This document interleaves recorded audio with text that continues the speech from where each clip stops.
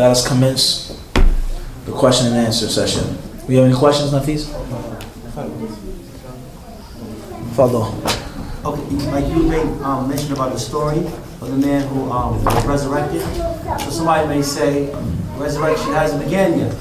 How can one interpret that? You said it was a story, but... Question says, with regards to the man who died and Allah resurrected him. Resurrection has not begun. How do we interpret that, so on and so forth? We say that when we talk about the last day, al-yawm al-akhir, the last day, or we talk about al-qiyamah, or we talk about al-akhirah, the hereafter, then there are two stages and two phases. The first is specific and the second is general. We start off with the specific, then the general. Anyone who dies, as Shaykh Hussain ibn Taymiyyah rahimahullah ta'ala said, فَقَدْ قَامَتْ قِيَامَةٌ. Anyone who dies, his qiyamah is what? Is established. His akhirah has, his last day has. Everybody understand this?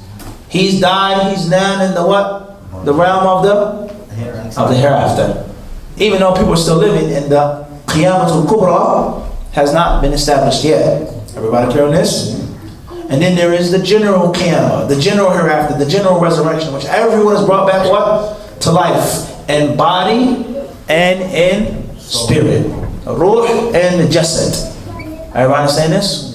So whenever we have hadiths that talk about this man, Allah gave life to this man, this happened, the Nabi al-Kareem alayhi salam, he made Isra and Mi'raj, he saw this prophet, he saw that prophet, he spoke to this prophet, he's talking about their arwah, their souls, their spirits. And the soul never what? Never dies. Everybody understands? Even though the body is still there. But when Qiyamah comes, the major Qiyamah, the body and the soul will be what? كَمَا بَدَأْنَا أَوَّلَ خَلْقٍ نُعِيدُهُ. Allah says, just as we what? Just as we began, in the beginning. وَعْدًا عَلَيْنَا. Allah says, this is a promise that we've made. It's true. Everybody understand this? So this hadith and those other hadiths, that's what's meant there. Allah brings their souls, asks them questions, so on and so forth. And Allah subhanahu wa ta'ala also has the ability to resurrect life. Isa alayhi salam, he did it by Allah's what? Permission. Let alone Allah subhanahu wa ta'ala. Everybody clear on this? Follow. You know how the hadith of the Prophet said that Allah curses women with men clothing? Tayyib. Are these classified as men's clothing? Jeans. Question says, with regards to the hadith, Allah curses men who are feminine and He curses women who are masculine. And there are many hadiths like this. لَعْنَ اللَّهُ الْمُتَشَبِّهِينَ مِنَ الرِّجَالِ بِالنِّسَاءِ وَالْمُتَرَجِّلَاتِ. Many hadith, authentic hadith, that talk about the curse of Allah for those men who want to be like women and those women who want to be like men. So there are many authentic hadith in the Sunnah regarding this prohibition, and that is a major sin. So are jeans considered to be from men's clothing? I would say it depends on the time and the place. At one point in time, or in certain places, there lies no doubt, not just jeans but pants are considered to be from the clothing of men. Everybody understand this? Pants, not just jeans, even loose pants, that's from the clothes of what? Of men. And there may be some places, some regions today in which that's still the culture and the custom. As far as when there is a shift in which there are specific pants that are made for women and they're known. If a man walked outside of his home with these type of clothes on, they would call him a homosexual. They would call him gay. They would call him this. They would call him that. Somebody may say this word and they may say that word. Because it's already understood and known that these pants are the clothing of women without any doubt. Everybody understand this? And this goes to show the perversion of those who wear tight pants. Skinny jeans. Maybe it might have faded away now. I don't know. I'm not up to par with the culture. But I know some years it was a real big thing. People wearing skinny jeans. It still is? Okay, tight. Everybody understand this? Everybody learn this? So it all depends on the time and all depends on the place. Some of the ulama of Islam today, they say that women who wear pants are imitating men. Absolutely. And they say that jeans are haram. And they say it for two reasons. The first is, they say it's imitating men with regards to pants. And secondly, they say it's imitating the kafir women. And it's from the clothing of the kafirat and the fasiqat. The sinful women, the women of the West, of France, of Spain, of Italy, of America, of UK, so on and so forth. Obviously, we're in America. our culture is the culture of America. You accept Islam, you stop eating pork, you eat halal meats, inshallah, no Wendy's, Burger King, things like this. Everybody understand this? Nah, chicken nuggets. Everybody clear on this 4-piece, 6-piece. Al-Muhim is that you start practicing the Sunnah, you start learning Islam, you start doing certain things, but the foods that you like, the drinks that you drink, the sports that you play, is still what? Still American. Everybody understand this? But somebody that comes from an Eastern country or a Middle Eastern country, from the continent of Africa, his culture is going to be what? A bit different. Him wearing this, a girl from this country wearing pants, is not like a girl from America wearing pants. Everybody understand this? So it all depends on the time, it all depends on the what? On the place. Somebody who lives in America today, if a woman had on jeans in the house, in front of her husband, under her overgarment, and they were pants of a woman, I wouldn't say that it's haram. Wallahu ta'ala. That's a summary of the issue. I actually have a book that I bought on this in Yemen. A book on the ruling of women wearing jeans. Wallahu alam. Also in Medina as well.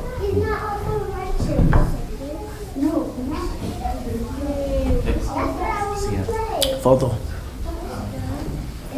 The hadith that mentions, like if since we're talking about khulq, that if two people are arguing and one leaves off the argument, he leaves off the argument for the sake of Allah, the Prophet promised him Jannah, a place in Jannah. Rawdatun fil Jannah. Or Qasr, a palace in Jannah. Now, what type of argument are they talking about? Is it a general sense? Is it a fiqh issue? Is it, okay, he's saying this haram and, okay, no, I come to you with clear proof. What type of, is it just a general sense? We say, with regards to this hadith, upon the view of those who say that it's authentic, there's a long discussion in itself, alright? I will promise those who do this with a qasr, a palace in paradise, those who do this in this part of paradise, this part of paradise, and this part of paradise. Al-Muhim, not to take too much time. If you're arguing for your own personal reasons, if you're arguing about an Islamic issue, and the person is clearly stubborn, he's a muqallid, and he wants to be a muqallid. I'm Maliki, I'm Shafi'i, I'm this and I'm that. I follow the ulama. That's it. That's it. He's not willing to think, to use his mind. And you continue to argue with him and debate with him and beat him up and put him in a corner with your view, then that's something that is looked down upon Islamically, without a doubt. And if you leave it off, that hadith says, when kana muhiqqa, even if he's right. I'm right in this issue, but I'm not going to argue with you. Then that hadith says that the Prophet has promised him something in paradise. So if a person has a personal problem, don't argue about it. You shouldn't argue. It doesn't mean that you can't disagree. It doesn't mean that you can't sit down and talk about it, but don't what? Don't argue, don't have a fight. Let alone an Islamic issue. If the person is not willing to sit down and talk, two students of knowledge, engaging themselves in an ilmi, a scientific debate. What'd you read? We're sparring, we're fighting with each other, we're fencing. You bring a hadith, I bring a hadith. Not to beat you up, not to prove that I'm superior, but to reach a result, to learn something from you, to actually get to a point. Then that's praiseworthy. But me to continue to argue with you to show you that my blade is sharper and faster. My blade is what? It's not as sharp as what? It's faster. I'm better than you. I have more knowledge. My school is better. My sheikh's right, your sheikh's wrong. That's something, person should leave off. Even if you're what? Even if you're right. Even if you're right. So therefore, there's certain times in which it's okay to argue in Islam. Me and the sheikh is saying something, no, we go back and forth. What about this? I read in this kada, Nail al-Otar, as we do in the masjid, kada. That's praiseworthy. That's praiseworthy. To make sure that you understand properly, I understand properly, you have a faida, I have a faida, that's a good thing. But just to fight, just to argue, to embarrass you, for you to embarrass me, to prove my point, that's something that a person should avoid. A person should what? So it all depends. The time which debating is good, and the time which debating is bad. And that's not even talking about arguing, we're talking about just debating. And there are consistencies between the words. Hiwar, niqash, mirah, jidal. هذه متداخلة أحيانا. والله تعالى أعلم. تفضل.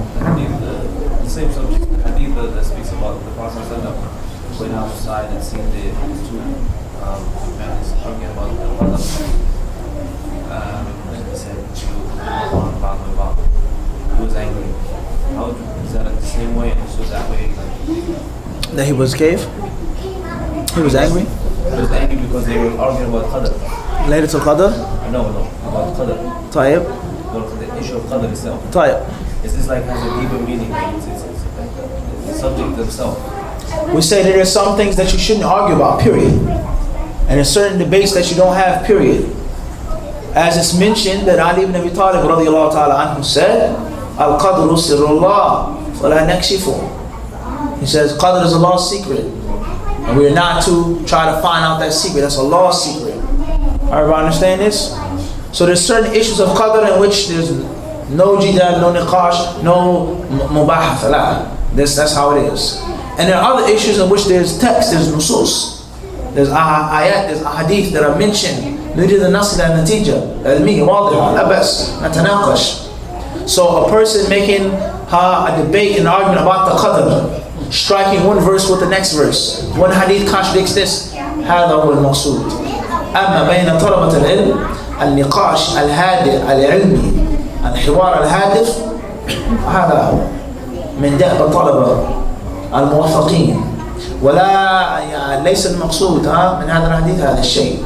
وهذا يشتبه على كثير من المنتسبين إلى العلم والسنة وإلى اتباع السلف، يشتبه عليهم ويصير عندهم خلط بين النقاش العلمي الحوار العلمي وبين المراء والجدال الذي حذر منه الأسلاف ونهوا عنه وبدعوا من إلى آخره.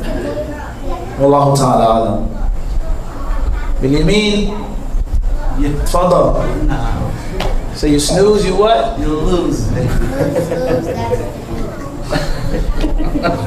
Do you want some tea? I got a question here. I'm sorry, I'm gonna go. After then, whenever you're ready. MashaAllah, barakallah feek. How far can a person go in gaining secular knowledge? How far can a person go in gaining secular knowledge? There is no specific restriction. طيب.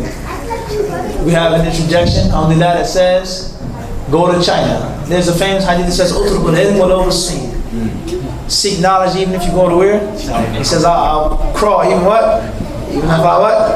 If I have to go. Everybody understand this? That hadith is not authentic. But the meaning could be sahih. Seek knowledge no matter what, where you have to go. Seek it. But that's incorrect because whenever Allah subhanahu wa ta'ala talks about ilm, and whenever the Prophet speaks on ilm, what's meant, or the original meaning is what? Ilm shar'i. It's knowledge of the deen. Those whom Allah loves, the ulama, no, ilm ad-deen. Doesn't mean that secular knowledge is blameworthy. Doesn't mean that it's haram to be a doctor or an engineer or a lawyer. We need these things. But that is not the what? The maqsood. That's not the what? That's not the objective. That's not the initial meaning. That's not the what? Initial meaning. Everybody clear on this? The initial meaning of ilm, Allah loves the ulama. The Prophet said this about knowledge. Kada is what? Islamic ilm. And that doesn't mean that it's haram or disliked to learn what? Other things. Doesn't mean that. But there's a difference. So, therefore, to summarize an answer, we say there's no restriction. And the general concept is the more knowledge you have and you're acting upon it, it's beneficial, it's useful, that's best. But perhaps too much knowledge of this thing and that thing preoccupies you and it busies you from your original purpose of creation. You have this, what you need.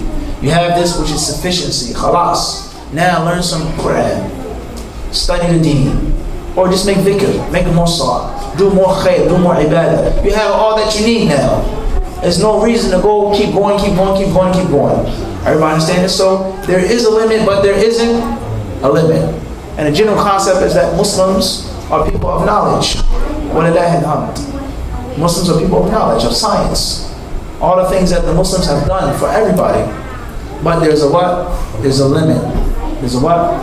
Let alone the fact that when you read in history, many of the great quote-unquote Islamic thinkers, Islamic philosophers, those who created different things, who made different things, who were engineers, many of them were far from the proper aqidah.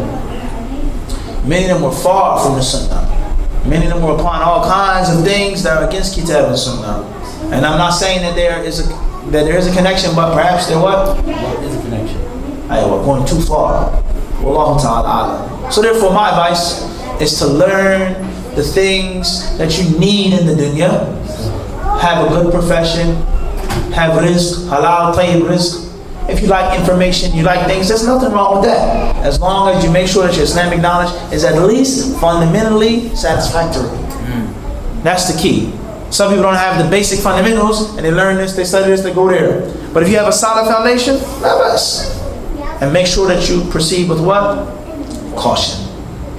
And know that all the ilm that you learn is from Allah. And science and math and this and these things should be means of calling people to Allah. Look how Allah created the body. Look at the brain. Look at physics. The universe, the galaxy. Allah, the creator.